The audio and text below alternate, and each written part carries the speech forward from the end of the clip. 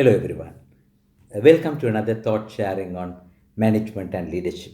Last time we started talking about culture, organizational culture in particular. Today, let's extend our discussion to connect it to the national culture. In fact, how a national culture impacting an organizational culture. So let me draw your attention to the pioneering research done by Gert Hofstede, a Dutch anthropologist. In fact, he had a wonderful sample of 116,000 IBM employees around the globe.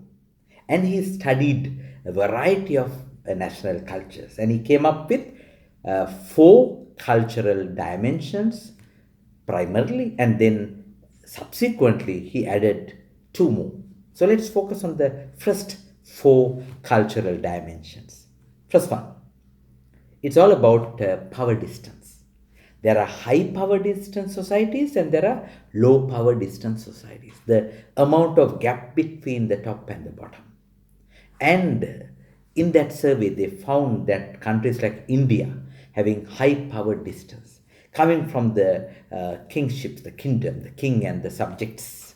So, what is the connection to the organization culture? Tall hierarchies. In contrast, if it is a low power distance, flat hierarchies. So, if you have a tall structure, that's a sign of high power distance. If it is a flat structure, team orientation, that's a sign of a low power distance. Second dimension, masculinity versus femininity. So, when there are masculine societies, they look at more targets, they look at more achievement, they look at more goals.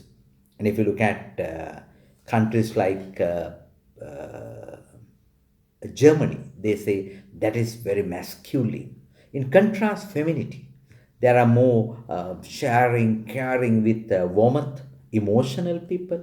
If you take Philippines, I was told that even in the middle of a board meeting, when the chairman blames someone, the gents, the men might cry. That's the level of emotional nature. So they are more relationship oriented. So in such a case, if it is a masculine national culture, the organization culture will be more target oriented. If it is a more feminine culture, it might influence to have more relationship orientation. So that is the second dimension.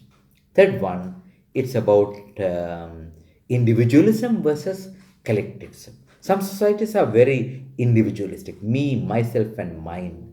Take USA for an example. It's supposed to be individualistic, hi, bye, but nothing more than that. Whereas if you take a country like China, it's more collectivistic, more collectively achieving results.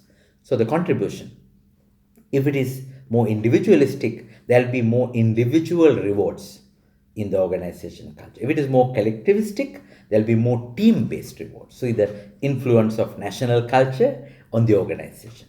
Finally, it's all about uncertainty avoidance, high or low. If you are high on uncertainty avoidance, you are more certainty seeking. And they take Greece for an example. They want to have everything black and white. So that contributes to the organizational culture where they are low on risk taking.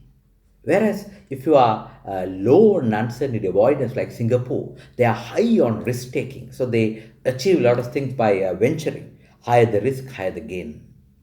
So the remaining two dimensions were later on added like long-term, short-term orientation, indulgence and restraint. So the primary four cultural dimensions are relevant, they are related, and they are connected to all of us.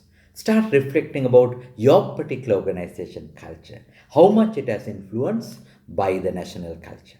Reflect, refresh, and relate. Have a great time.